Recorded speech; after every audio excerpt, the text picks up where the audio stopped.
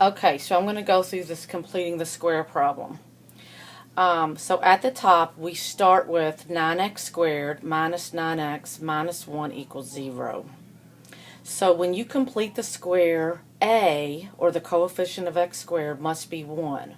So since it's 9, we're going to divide each term by 9. When we do that, we get x squared minus x minus 1/9 equals 0. Okay, so now our a is 1. The next thing we're going to do is we're going to move c over to the right-hand side. C must be isolated away from x squared minus x. So we're just going to move that over as in number 2. Once we have number 2 done, we look at b, which is a -1. b is the coefficient of x. So since it's a minus x, then our b is a -1. So we solve for b divided by 2, all of that squared.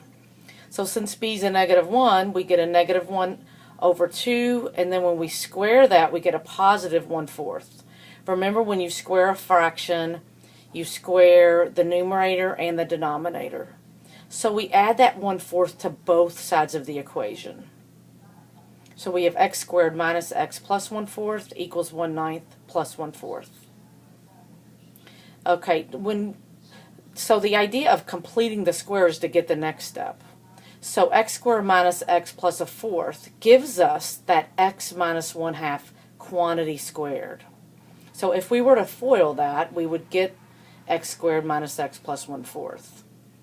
An easy way to get that is to take the square root of 1/4, which is 1/2, and then decide what your sign needs to be so that it works out to be where it came from. On the other side, we have 1/9 plus 1/4. 9 and 4 have the common denominator of 36. So 1/9 becomes 4 over 36, and 1/4 becomes 9 over 36. We combine those to get 13 over 36. Now we're going to take the square root of both sides.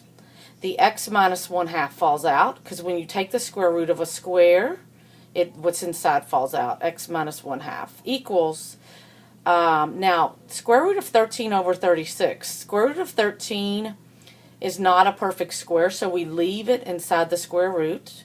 But the square root of 36 is 6, so we actually take the square root off of the denominator and just put 6.